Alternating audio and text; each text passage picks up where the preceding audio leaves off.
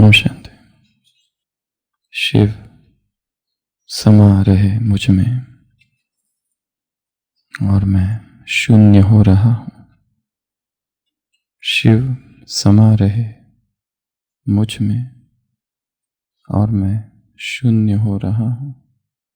क्रोध को, लोभ को मैं भस्म कर रहा हूँ।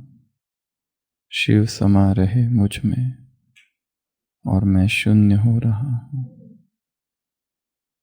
तेरी बनाई दुनिया में कोई तुझसा मिला नहीं। मैं तो भटका दर बदर, कोई किनारा मिला नहीं।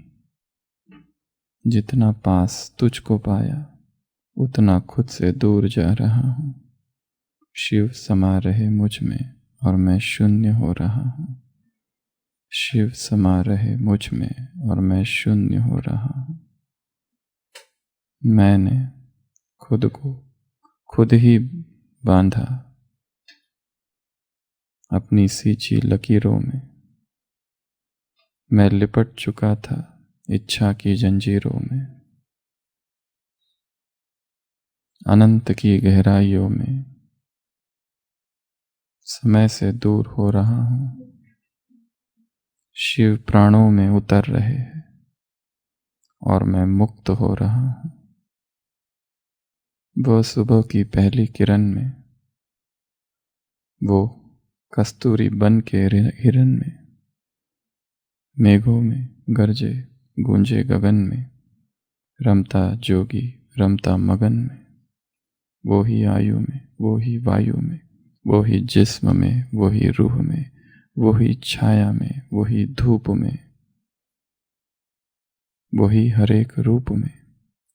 ओ भोले, क्रोध को, लोभ को मैं भस्म कर रहा हूँ। शिव समा रहे मुझ में और मैं शून्य हो रहा हूँ। और मैं शून्य हो रहा हूँ। ब्रह्मा में शिव का अवतरण ब्रह्मा की नियति थी, परंतु ब्रह्मा में शिव का समा जाना यह ब्रह्मा का पुरुषार्थ था। शिव समा रहे मुझ में और मैं शून्य हो रहा हूँ।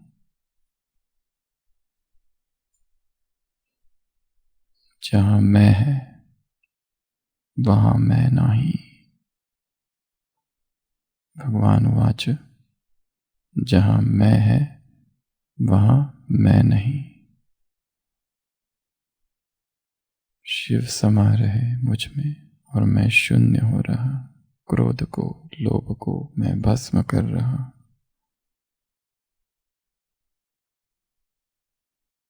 उसमें समा जाना।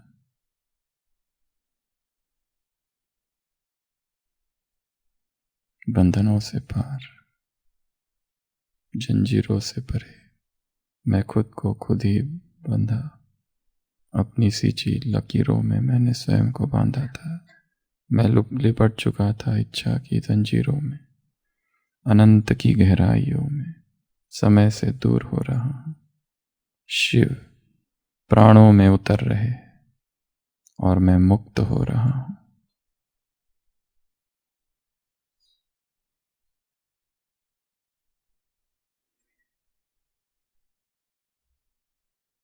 शिव का ब्रह्मा तन में प्रवेश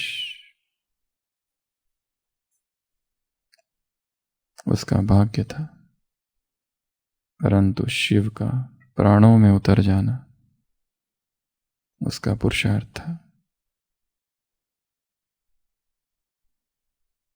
वो सुबह की पहली किरण में, वो कस्तूरी बन के हिरन में, मेघों में गरजे गूंजे गगन में, रमता जोगी रमता मगन में, वो ही आयु में, वो ही वायु में, वो ही जिस्म में, वो ही रूह में, वो ही धूप में, वही छाया में, वही हर रूप में।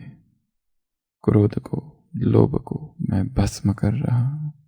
शिव समा रहे मुझ में और मैं शून्य हो रहा हूँ। शून्य अर्थात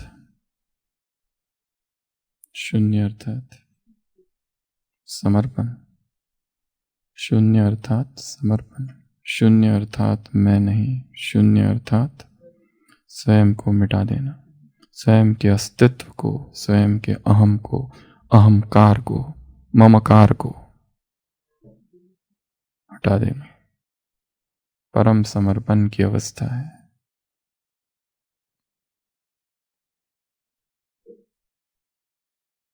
उस परम समर्पण की अवस्था तक पहुंचना कठिन चढ़ाई है ना। सुबह की साकार मुरली बाबा ने क्या कहा, यह चढ़ाई कठिन है। कल कहा था रास्ता जरा लंबा है। अनंत की गहराइयों में समय से दूर हो रहा, समयातीत अवस्था है जब चेतना अनंत की गहराई में खो जाती है। शिव प्राणों में उतर रहे, मैं मुक्त हो रहा। शिव समा रहे हैं मुझ में और मैं शून्य हो रहा।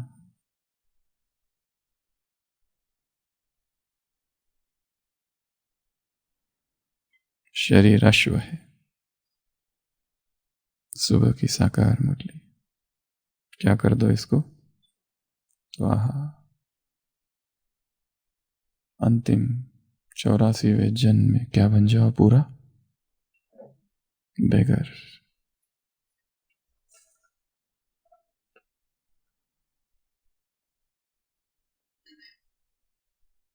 अव्यक्त मास का 12वां दिन,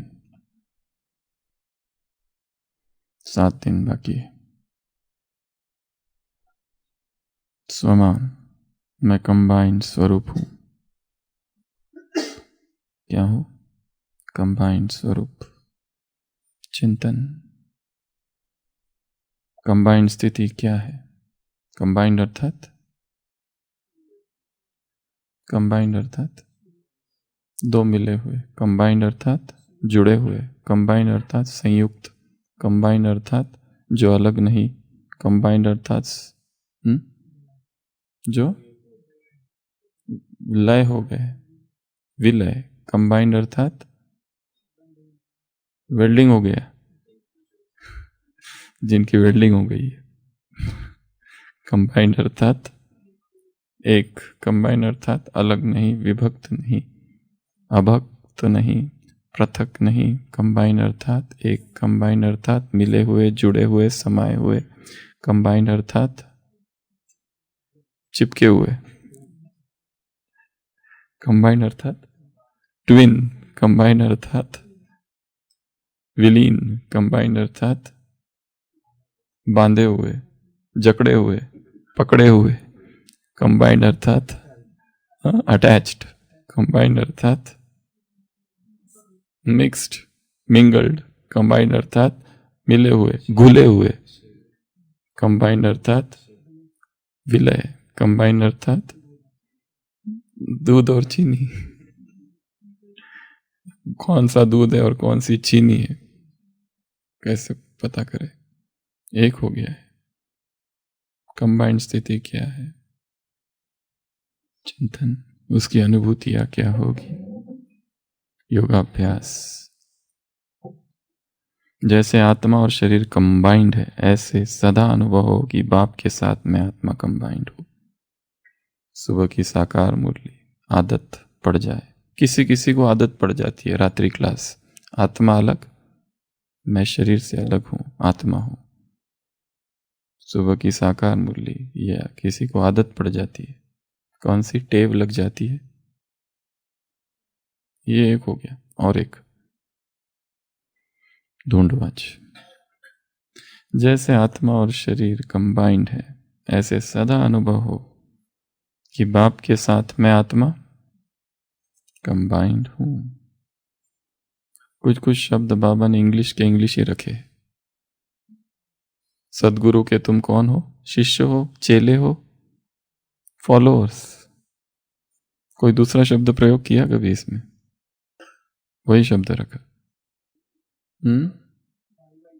भाई भाई है, ये टेव पड़ जाए, मैं भाई को देख रहा हूं। दो आदतें आज की मुरली से। टेप, आदत, हैबिट, संस्कार। कंबाइंड बन, तो कंबाइंड को कंबाइंड ही रखा, फॉलो को फॉलो ही रखा, इसको चेंज नहीं किया। बाबा को लगा यहाँ इंग्लिश भाषा थोड़ी ज्यादा काम की है, लवलिन बाबा ने बनाया हिंदी और इंग्लिश को मिलाकर, परमात्मा इंग्लिश। कंबाइंड बन, परमात्मा प्रेम में लवलीन स्थिति का अनुभव करे। तो आज का समय मैं कंबाइंड हूं, शिव समा रहे हैं मुझ में और मैं शून्य हो रहा हूं। यह स्थिति कब आएगी? जब चेतना मैं से शून्य होती जाएगी। शिवत्व की अनुभूति, शिव समान स्थिति की अनुभूति।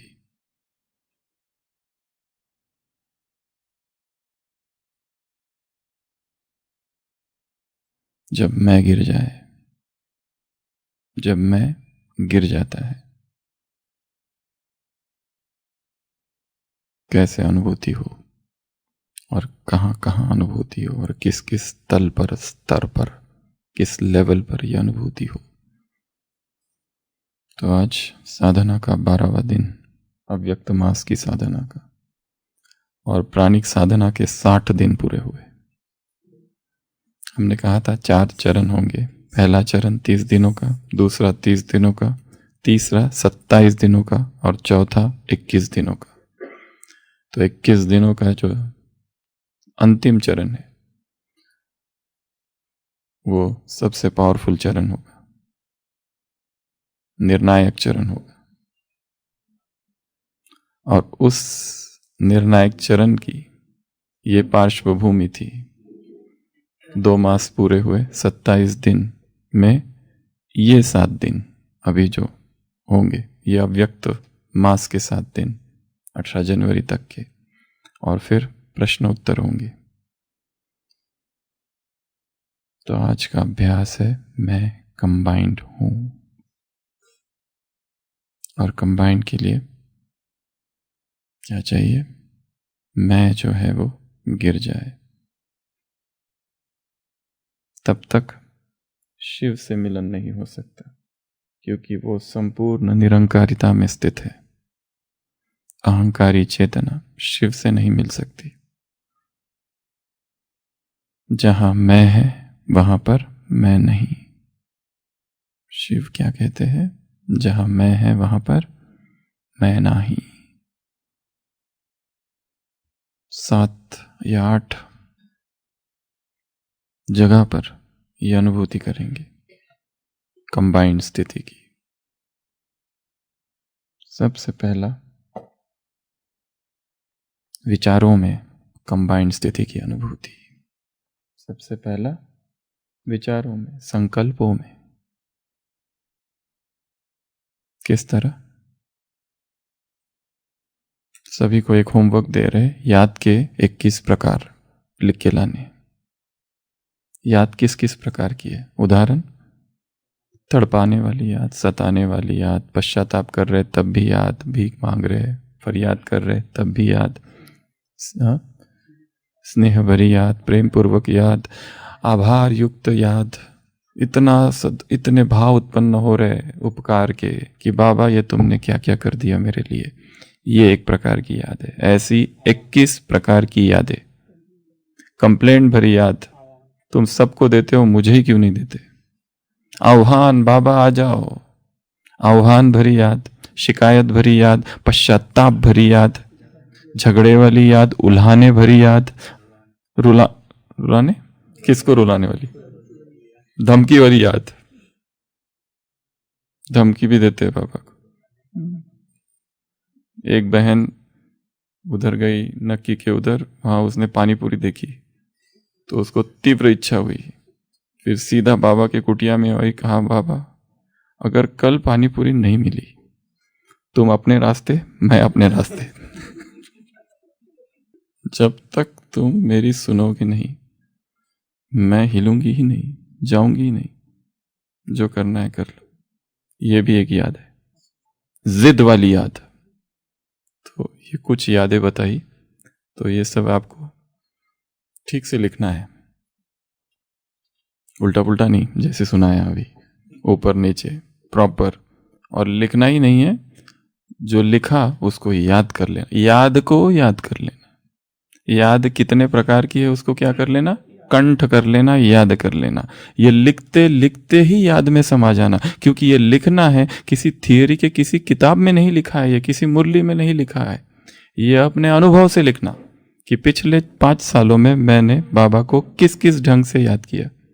कभी शिकायत से याद किया, कभी प्रेम से याद किया, कभी कैसे याद किया, अलग अलग रूपों से याद किया है, संबंध से याद किया, कभी गुरु के संबंध से, कभी कभी गाइड के संबंध से, कभी आह्वान किया।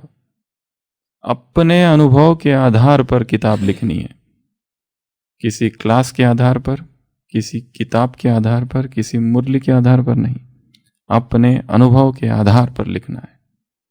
कितने प्रकार की याद लिखेंगे, 21 प्रकार की यादें। तो ये था होमवर्क। तो सबसे पहली कंबाइंड स्वरूप की स्थिति क्या है, मैं विचारों में बाप के साथ कंबाइंड रहता हूं या नहीं रहता हूं। माया बहुत दुस्तूर है, कहां से कहां ले चली जाती है, मनमत पे ले जाती है। सुबह की साकार मुरली काटती है, खाना खराब कर देती है। बड़े बड़े महारथी, अच्छे अच्छे महावीरों को क्या कर देती है, उनकी अधोगति। कल की मुरली होशियार, खबरदार, अलर्ट, संडे की अव्यक्तवाणी। 3 कोस बाप माँ बाप से दूर भागते, ऐसी हालत कर देती है बच्चों की, इतनी हैरान करती है। तो सबसे पहला, विचारों में उसकी याद समा जाए, मुरली की पॉइंट्स और हमारे विचार एक हो जाए, उसकी याद और हमारे विचार एक हो जाए, विचार में याद घुल मिल जाए, रह बस जाए। दूसरे देश के लोग इस देश में आते हैं और क्या हो जाते हैं, घुल मिल जाते हैं, पता ही नहीं चलता है। उसी तरह हमारे विचारों में मुरली के विचार घुल मिल जाए, रह बस जाए। यहाँ की भाषा सीख ले, हमारे विचार उनकी भाषा सीख ले, मुरली की भाषा एक। तो सबसे पहला कंबाइंड स्वरूप की अनुभूति कहाँ, जब कंबाइंड अर्थात केवल ये चिल्लाते रहना नहीं है, मैं कंबाइंड हूँ, मैं कंबाइंड हूँ, मैं कंबाइंड हूँ, मैं कंबाइंड हूँ। इससे कंबाइंड स्वरूप का अनुभव नहीं होता है। Not every one who cometh and saith lord lord he that but he that doeth the will of my father shall enter the kingdom of heaven. Jesus कहता है केवल हे प्रभु कहने वाले नहीं, परंतु जो मेरे पिता की आज्ञा का पालन करते हैं, जो मेरे पिता की मत पर चलते, he that doeth the will of my father shall enter the kingdom of heaven, केवल वही स्वर्ग के राज्य में प्रवेश करेंगे। केवल चिल्लाने वाले, कहने वाले, तोता रटन करने वाले नहीं।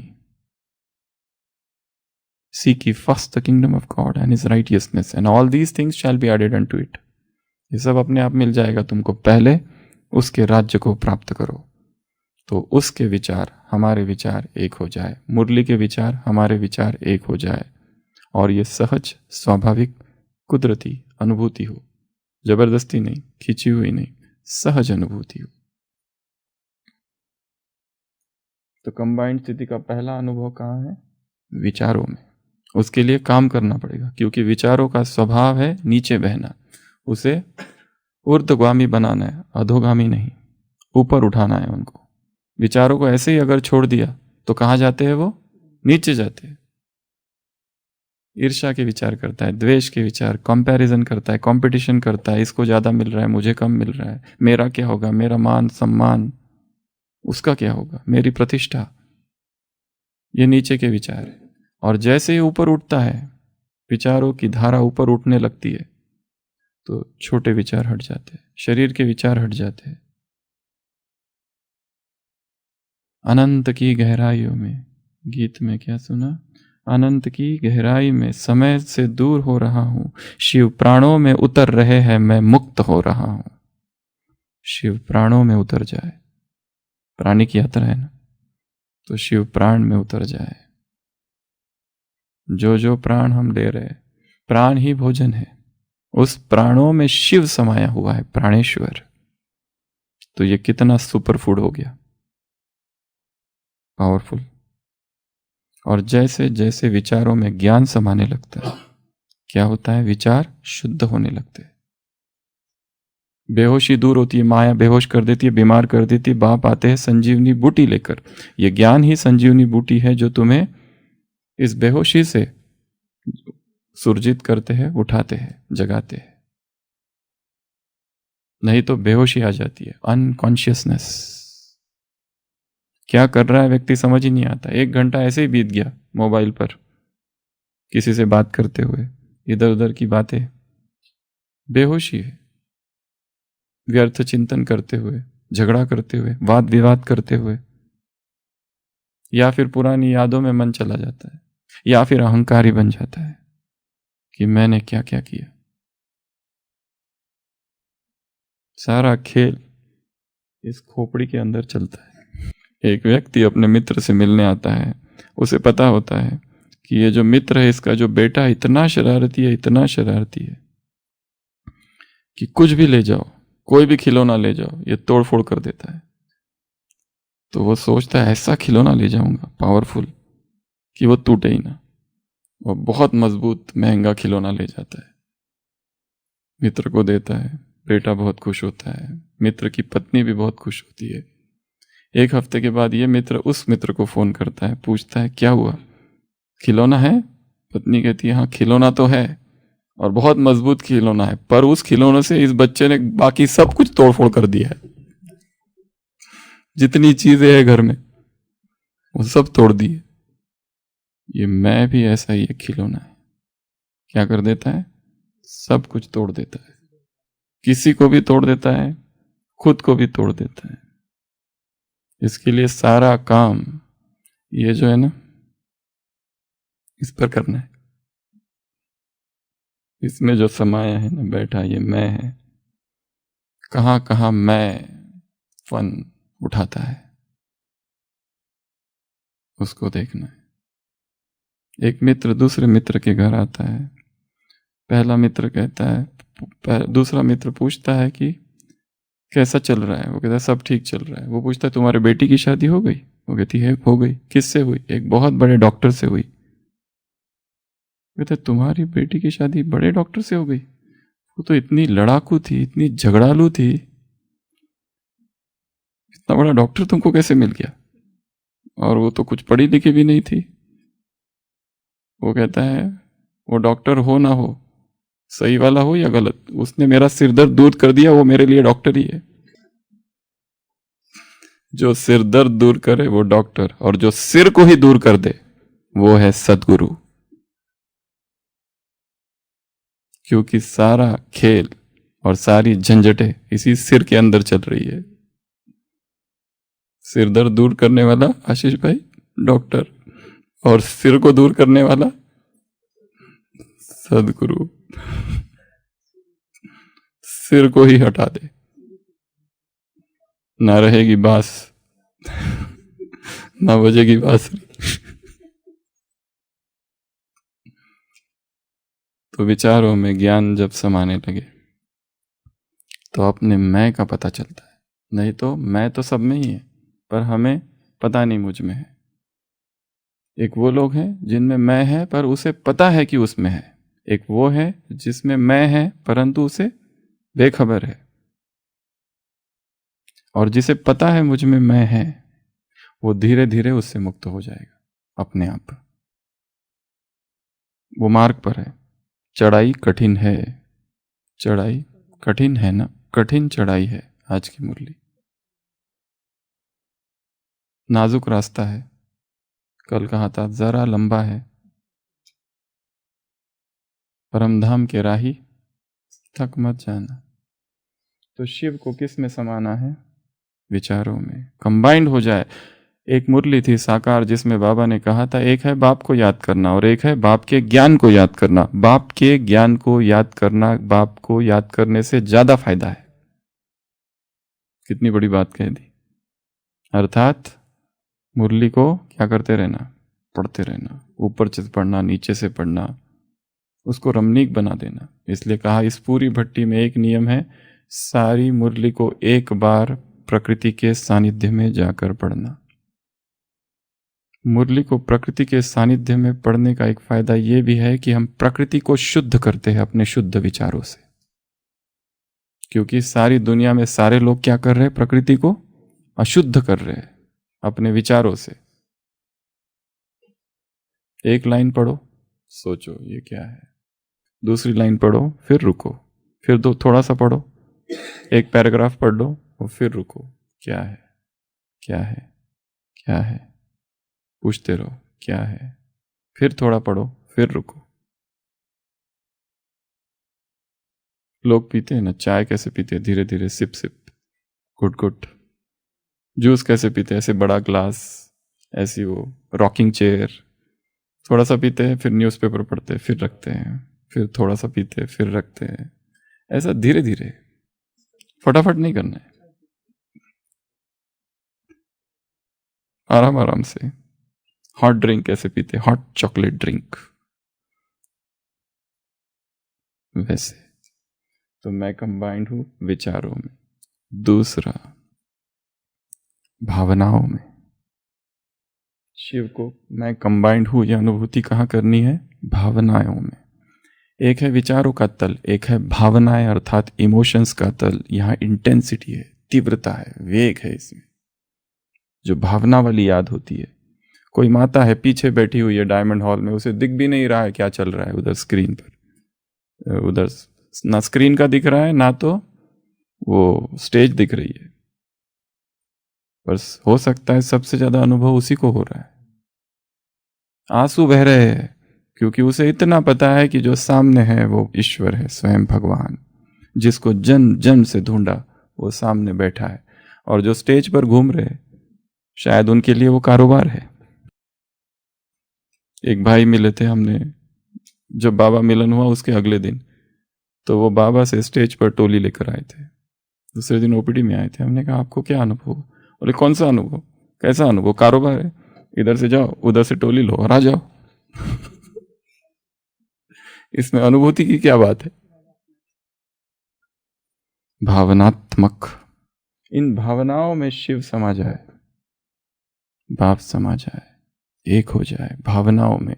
और जो भावनाओं वाली याद होती है वो तीव्र होती है। विचारों में तो तर्क होता है, भावनाओं में इंटेंसिटी होती है, उसमें मैं हूं और तुम हो और कोई नहीं।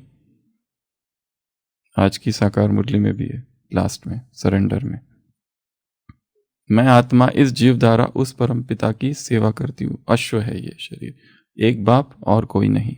इसमें बहुत ही प्राइवेट है ये याद। इसमें क्या बातें की जाती है वो उसी को पता है, दिल की बातें। वो मुझसे क्या कह रहा है वो सुनना, और मैं उससे क्या कह रहा हूं ये सुनाना, ये है याद। मैं कंबाइंड हूं, मैं और वो, my father and I R one. हम दोनों एक ही है, अलग भी है और साथ साथ एक भी है, दोनों अनुभूतियां। इस जगत में भी हूं जब मैं अलग हूं, उस जगत में भी हूं जब मैं एक हूं। हनुमान से पूछा जाता है तुम कौन हो? हनुमान कहता है ये श्री राम है मेरे प्रभु और मैं हूं हनुमान भगत। दोनों अलग अलग है। ये परमात्मा है, मैं आत्मा हूं। ये ईश्वर है, मैं जीव हूं। हम अलग अलग है, वो भगवान, मैं भक्त। आगे पूछा जाता है तुम दोनों में क्या अंतर है? वो कहता है जिस चीज से वो बना है उसी से मैं भी बना हूं। मिट्टी का हनुमान है, मिट्टी के राम जी बने हुए, यहां मिट्टी है, वो भी मिट्टी का, मैं भी मिट्टी का, वो भी चैतन्य, मैं भी चैतन्य। उस दृष्टि से हम दोनों, वो मुझ में और मैं उसमें हूं। तीसरा, फिर भी और बताओ? वो कहता है वो और मैं एक ही हूं, हम एक ही है। ये भी मिट्टी, ये भी मिट्टी, और ये ही नहीं, ये सब भी मिट्टी है, सब जगह वही है। ये भक्ति में सर्वव्यापकता की जो बात आई है। पहला द्वैत मार्ग, द्वैत मार्ग अर्थात आत्मा परमात्मा अलग। दूसरा विशिष्ट अद्वैत, पहला शंकराचार्य द्वैत मार्ग, आत्मा पहला माधवाचार्य, ये सारे जो थे ये द्वैतवादी थे, दो अलग है, आत्मा अलग है परमात्मा अलग है। फिर है रामानुजाचार्य विशिष्ट अद्वैत, आत्मा मुझ में मैं उसमें, वो मुझ में और मैं उसमें, विशिष्ट अद्वैत। और तीसरा है द्वैत शंकराचार्य, सब एक ही है, तत्वमसि सर्वखलविदं ब्रह्म। ये तीन अवस्थाएं भक्त संन्यास मार्ग की है, वो भक्ति मार्ग में भक्तों ने इस तरह ली है। और हमारे यहाँ भी ब्रह्मा कुमारी, ये तीन विभाग है संसार में, एक भक्ति मार्ग, एक संन्यास मार्ग और एक ब्रह्मा कुमारी। उसमें तीन अवस्था है, आत्मा परमात्मा अलग, दूसरा आत्मा परमात्मा में, परमात्मा आत्मा में, और तीसरा वो दोनों एक, यह है संन्यास। भक्ति में भक्ति करते करते करते भक्तों को क्या अनुभव होता है कि मैं उसमें हूँ, वो मुझ में, पहले वो और मैं अलग, फिर वो मुझ में और मैं मुझ उसमें, मीरा की अवस्था, और लास्ट में वो और मैं एक ही। और ब्रह्मा कुमारी तीसरा, जब ज्ञान में आते हैं तो क्या बताया जाता है, वो आत्मा, हम आत्मा, वो परमात्मा हमेशा अलग है, कभी एक नहीं होते। और गीत क्या है, तुम तो यहीं कहीं बाबा मेरे आस पास हो, तुम मुझ में मैं उसमें, तुम उसकी यादों में मैं खोया हुआ हूँ, उसकी याद में मैं खो जाता हूँ, अर्थात वो मुझ में, और लास्ट में वो और मैं बाप समान। ये अंतिम अवस्था है हमारी कंबाइंड, भक्ति मार्ग, संन्यास मार्ग और ब्रह्मा कुमारी। अंतिम अवस्था तीनों में भी लगभग सेम ही है, या फिर कहो किसी भी मार्ग से जाओ, अंतिम अवस्था में कभी भी अंतर नहीं आएगा, सभी ऊपर एक है। इसलिए जीसस क्राइस्ट अगर आ जाए या फिर गुरु नानक देव जी आते, इनमें कभी झगड़ा नहीं होगा। झगड़ा किस में होता है, लोअर लेवल में। दादी जानकी अगर किसी से मिले, उनमें झगड़ा नहीं होगा। झगड़ा किस में होगा, लोअर लेवल में। राम जी की लड़ाई हो गई शंकर जी के साथ, भयंकर लड़ाई हो गई। ये लड़ाई देखकर राम जी के बंदर और शिव के गण भी लड़ने लगे। फिर राम जी और शंकर जी में दोस्ती होगी, पर गण और बंदर अभी तक लड़ रहे हैं, उनको पता ही नहीं लड़ क्यों रहे। लड़ाइयाँ सभी छोटी अवस्थाओं में होती है, हायर स्टेजेस में कोई लड़ाई नहीं है। लोअर कॉन्शियसनेस में लड़ाई है, हायर कॉन्शियसनेस में कोई लड़ाई नहीं है। इसलिए भावनाओं को हायर लेवल पे ले जाना है। मैं कंबाइंड हूं उसके साथ, जो बातें करनी है, जैसी बातें करनी है करो। उसको वो रटी रटाई बातें पसंद नहीं है। उसको क्या पसंद है, तोता रटन पसंद नहीं है। उसे अपनी बातें करो, कुछ भी बातें करो, दिल की गहराई वाली बातें करो, उससे बातें करो। बाबा तुमको बोर तो नहीं हो रहा है, तुमको कुछ चाहिए क्या, कुछ भी करो। उसको इस तरह से तोतली भाषा में बोली हुई भाषा उसे पसंद। हाँ, ठंडी का मौसम है, उधर क्या हाल चल रहा है, कुछ भी बातें करो, एब्सोल्यूट नॉनसेंसिकल टॉक्स, पर उसे वो पसंद आएगी। अगर उसे रटी रटाई बातें, मैं मास्टर सर्वशक्तिमान हूँ, बाबा तुम प्रेम के सागर हो, ज्ञान के सागर हो, ज्ञान की किरणें मुझ में आ रही है, मुझसे सारे विश्व में फैल रही, पूरा रटा हुआ है, सारा पावरफुल रटन, ये उसे पसंद नहीं है। बाबा को अपने टाइप का बना लो और उससे फिर बातें करो, वो उसे पसंद है। वो है सेकंड स्थिति, कंबाइंड स्थिति। एक भोला भोला गांव का व्यक्ति प्रवचन सुनने जाता है, भागवत कथा हो रही है, हजारों लोग बैठे हुए, परंतु वहां जाते ही उसके फटे पुराने कपड़े देखकर ही उसे अंदर जाने नहीं देते, तो वो बाहर ही रुक जाता है, वहीं बैठा रहता है और कहता है ये तो सभा बड़े बड़े लोगों के लिए, मेरे लिए नहीं है, मैं बाहर ही बैठ के सुनता हूँ।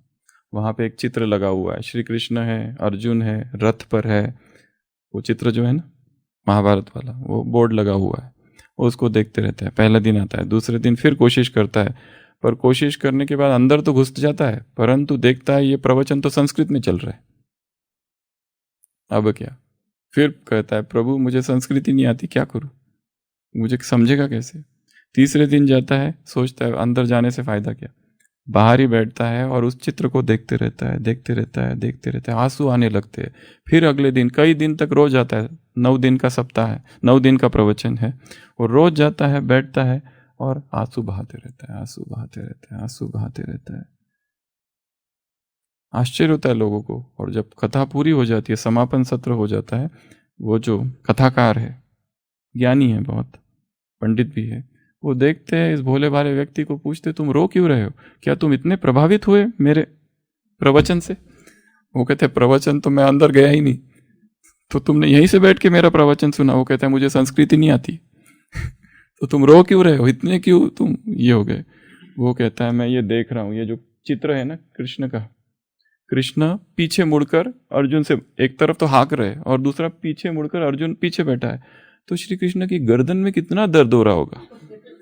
मुझे वो दर्द, मेरे प्रभु को इतना दर्द, और कितने दिनों से वो ऐसे है, मैं वो अनुभूति कर रहा था, और उसकी वजह से ही मुझे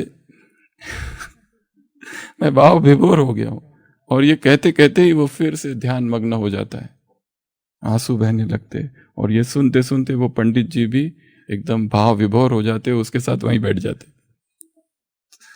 तो कौन सी बातें बाबा के साथ करने, इसका कोई रिटर्न चैप्टर नहीं है कहीं। कुछ भी करो, किसी लिटरेचर है, स्वयं का लिटरेचर खुद बनाओ, कुछ भी बातें करो, जो मर्जी है वो, पर कंबाइंड। ये है भावनात्मक तल पर कंबाइंड।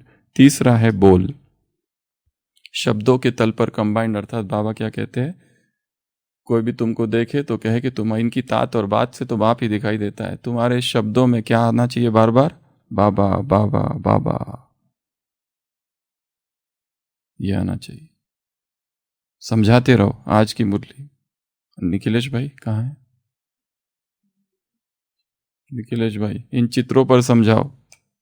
आज बाबा ने कहा ना, अगर चित्र नहीं होंगे, बिना चित्रों के समझाते हो तो लोग कहेंगे ये क्या नया धर्म है, शायद विलायत से आया है। अगर चित्रों पर नहीं समझाओते तो क्या होगे, क्या कहेंगे, ये कौन सा नया धर्म है, शायद विलायत से आया है। ये चित्र क्या बाबा ने रखने के लिए बनाए हैं? लास्ट लाइन मुरली में समझाने के लिए बनाए। तो तुम्हारे बोल में क्या हो, बाप कंबाइंड, ये कहां से झलके, बोल से। सारे दिन भर बाबा बाबा करते रहो, और दूसरों के सामने करते रहने की आवश्यकता नहीं है, ये मन की बात है। मन में होता रहेगा तो अपने आप निकलेगा, और जबरदस्ती करने की जरूरत नहीं दूसरों को दिखाने के लिए, अपने आप सहज स्वाभाविक निकले, सहज स्वाभाविक। तो बोल में कंबाइंड स्थिति का अनुभव, ये है तीसरा। चौथा संबंधों में, संबंधों में बाबा की कंबाइंड स्थिति की अनुभूति कैसे करें? दो प्रकार, एक तो बाबा से सारे संबंध में कंबाइंड स्थिति की अनुभूति, दूसरा लौकिक जो अलौकिक संबंध है, लौकिक अलौकिक, उसमें भी इनसे मेरा क्या संबंध है। जैसे मुरली में आया भाई भाई, ये प्रभु परिवार है, ये जो संबंध है कौन से संबंध है, अलौकिक परिवार के संबंध है। इसमें अगर बाबा को हटा दिया जाए इस परिवार से, तो इनके साथ हमारा किसी के साथ कोई संबंध नहीं है, क्योंकि हम एक से जुड़े हुए, इसीलिए इनके साथ संबंध है।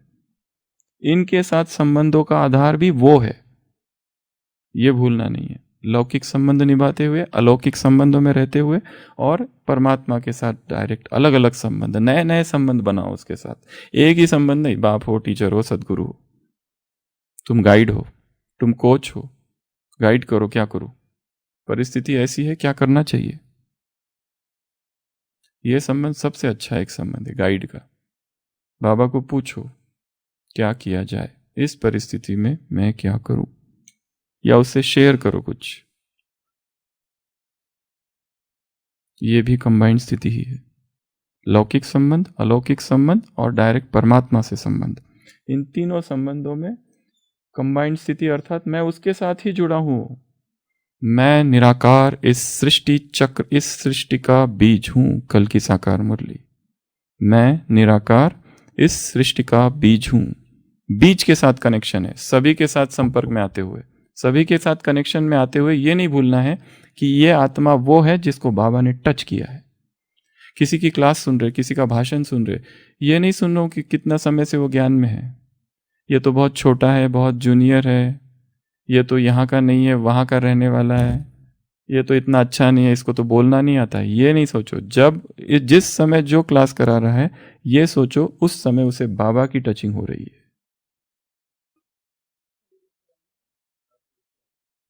उसे बाप की टचिंग हो रही है।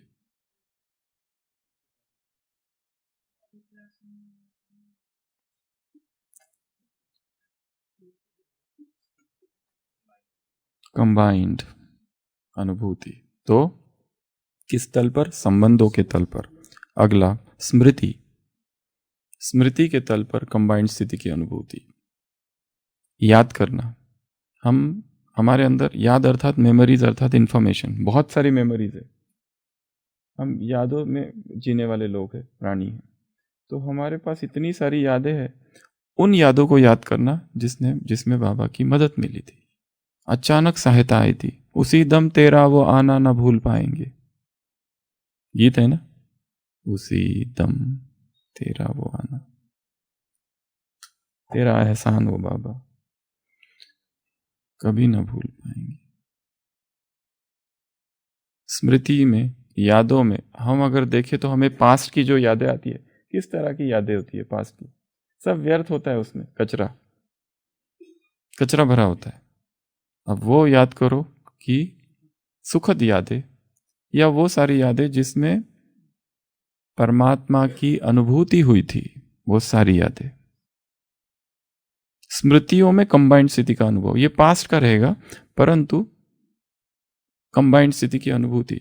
जिस भगवान ने मुझे ऐसी विषम परिस्थिति में मदद की, तो क्या वो अब नहीं करेगा? बस अभी मरने ही वाले थे, तब उसने आकर हाथ थामा था। कुछ भी शेष नहीं रहा था जीवन में, सब कुछ समाप्त हो गया था, तब उसने हाथ पकड़ा था। क्या वो अब नहीं पकड़ेगा? जो भक्तों की मदद करता है, मेरी मदद नहीं करेगा? जो भक्तों को गाइड करता है, मुझे गाइड नहीं करेगा? इस तरह की यादें, यह है स्मृति में कंबाइंड स्वरूप। उसके बाद है दृष्टि में कंबाइंड। ये कैसे? जिसको भी देखो, क्या सोचो? हमें बाबा के साथ जुड़ना है दूसरी आत्मा को देखते हुए। कैसे? ये शिव शक्ति है, ये शिव की शक्ति है, ये बाल ब्रह्मचारिणी है, शिवंश है, ये शिव की अर्धांग है, ये शिव का अर्धांग है। शिव पर है, ये उसका अर्धांग है, ये उसकी अर्धांगिनी है। ये स्मृति हमें हर एक व्यक्ति को देखते हुए क्या याद आए? शिव की याद आए। कैसे? ये कौन से परिवार की है? इस ब्राह्मण परिवार की है, देवकुल की है, रावण संप्रदाय की नहीं है। ये ईश्वरीय कम्युनिटी की आत्मा है। हाँ, उसके तरफ बुरी दृष्टि रखना अर्थात क्या? उसकी तरफ बुरी दृष्टि रखना अर्थात वो कौन है? शिव की धर्म पत्नी है। वो है कौन? शिव की युगल।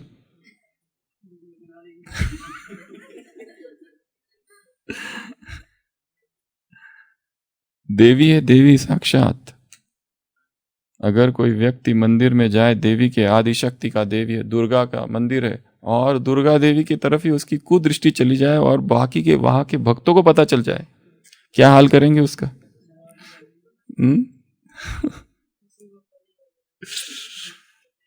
तो दृष्टि कैसी हो जाए? बहुत ऊंची दृष्टि में बाप कंबाइंड हो जाए, अर्थात ये सोचो कि मेरी दृष्टि से कौन देख रहा है? शिव। ये बहुत पावरफुल समान है। बाबा इस संसार को कैसे देखता है? कैसे देखता है? साक्षी होकर। आज का स्लोगन, बाबा इस संसार को, शिव जैसे इस संसार को देखता है। वो मुझ में प्रवेश है और इस संसार को उसकी आंखें देख रही है, उसकी, वो इन आंखों से संसार को देख रहा है। इतना साक्षी भाव। तो एक साक्षी भाव लाना है, दूसरा प्यूरिटी की विजन लानी है, तीसरा ये ईश्वरीय परिवार है, प्रभु प्रेम, प्रभु परिवार है। ये जो दूसरी आत्मा है, ये कौन है? मुझे किसी के भी मार्ग में बाधा नहीं बनना है, किसी के भी पुरुषार्थ में बाधा नहीं बनना है, विघ्न नहीं डालना है, क्योंकि इतनी ऊंची आत्मा, इतनी महान, highest, holiest, powerful, purest soul in the world, और भगवान उसको मदद कर रहा है और हम उसके पुरुषार्थ में बाधा डाल रहे हैं। तो दृष्टि में देखते हुए संसार की आत्मा, और अज्ञानियों को देखते, अज्ञान लोगों को, जो अनजाने लोग हैं, उनको देखते हुए क्या सोचेंगे? ये होवनहार ब्राह्मण है, ये अभी ज्ञान में आने ही वाले, और आएंगे तो हमसे भी आगे जाएंगे। इनके लिए इनका अपमान अर्थात स्वयं का अपमान है या भगवान का अपमान है? भगवान कहता है मैं तुम्हें अपने से भी ऊंच बनाता हूं, और हम उनका अपमान कर रहे हैं। वो कहता है तुम मेरे से भी ऊंच हो और हम उनका अपमान करें तो या अपने आप को ऊंचा समझना, दूसरों को नीचा समझना, अपने को ज्यादा पवित्र समझना, उनको कम पवित्र समझना, अपने को ज्यादा पुरुषार्थी समझना। हम 3 बजे उठते हैं, तुम 4 बजे उठने वाले हो, तुम नीचे हम ऊपर। खतरा तो सब जगह है। एक राजा भटक जाता है जंगल में, शिकार करते करते अपने दल से अलग हो जाता है, इधर उधर भटकता है, भूखा प्यासा, वनवासियों को देखता है, वनवासी उसे कुछ फल देते हैं। वो कहते हैं ये फल कैसे, मीठे तो है ना? वो कहते हैं यहाँ के सारे ही फल मीठे हैं, कोई भी फल खा लो पूरे जंगल के। राजा कहता है अच्छा, और राजा खुद प्रयत्न करता है, अलग अलग झाड़ के फल लेता है, खाता है, सभी मीठे हैं। वो कहते हैं ये आश्चर्य कैसे? वो लोग कहते हैं यहाँ का जो राजा है इतना सद्गुणी है, इतना सद्गुणी है कि उसकी वजह से प्रजा भी सद्गुणी है, सदाचारी है, और उसकी वजह से प्रकृति भी सदाचारी हो गई है। इसके लिए इस जंगल के जितने फल है सभी के सभी मीठे फल है, कोई खट्टा खट्टा कड़वा फल है ही नहीं। राजा को ये नहीं पता, उन लोगों को ये नहीं पता होता यही राजा है, पर राजा अपनी ही तारीफ सुनकर इतना खुश हो जाता है। वाह वाह, अपनी तारीफ सुनकर जो खुशी होती है वो संसार में और कहाँ है ऐसी खुशी। ऐसी आंखें बंद करके बाबा के सामने बैठ के अपनी तारीफ के शब्दों को याद करने में कैसा आनंद की अनुभूति होती है। कोई अभी अभी कहे भाई जी क्या क्लास थी,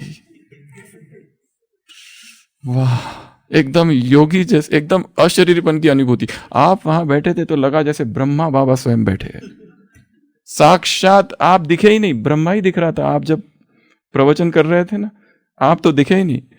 तो ऐसा कोई आके कह दे, आंखें बंद करके ऐसा लगता है थोड़ा लेट कर वही शब्दों को याद करे बार बार। ये वही माया है जो वो उसकी माया होती है, कौन सी, ध्यान दीदार वाली। सेम कोई अगर ये कह दे ना बस आप ब्रह्मा जैसे है, बस ऐसा लगता मैं बन चुका। फिर से उसको फोन करेंगे और कुछ मतलब दूसरी बातें करेंगे ताकि उस बात में वो वापस आ जाए, उसको इधर उधर की बातों में उलझा के, ताकि उसको पूछे कि और तुमको क्या क्या लगता है, और क्या क्या हूं मैं, बताओ थोड़ा और बताओ, इतने से पेट नहीं भरा मेरा, और मैं क्या हूं, मतलब बुद्ध जैसे भी लगते हो आप, ऐसा लगता है जैसे जीसस क्राइस्ट, ऐसे लगता है कोई धर्मस्थापक, कोई महान तपस्वी योगी, जैसे परमहंस अवतरित हुआ है, और बताओ। क्रेविंग होती है इसकी। और एक कमी निकाल दिया, ब्लॉक लिस्ट, अभी मिलना ही नहीं है उससे, ये सब ऐसे ही है, हटाओ इसको यहां से। तो राजा इतना खुश होता है, खुशी खुशी से घर जाता है, और धीरे धीरे इतना अहंकारी बन जाता है, इतना अहंकारी बन जाता है कि उसकी प्रवृत्ति अब दुष्ट हो जाती है, अत्याचार करने लगता है, शासन उसका अनाचार आ जाता है, शासन में पूरा अनार्की डिसऑर्डर आ जाता है। और फिर एक बार फिर जंगल जाता है, उसी जंगल में वही आदिवासी वहां मिलते हैं, वो भूखा प्यासा फल खाने लगता है। आदिवासी कहते हैं रुको रुको, ये फल बहुत खट्टा है। कहता है क्यों, दूसरा दो। वो बोलते हैं इस जंगल के सारे ही फल खट्टे हैं। वो बोलते क्यों, क्योंकि इस देश का अब जो राजा है ना वो बहुत दूषित हो गया है, दुष्ट हो गया है, उस वजह से प्रजा भी दुष्ट हो गई है, और राजा और प्रजा जहां दोनों दुष्ट हो गए, प्रकृति भी दुष्ट हो गई है, इसलिए इस जंगल का अब कोई भी फल मीठा नहीं है। राजा होश में आता है, ये क्या कर दिया मैंने।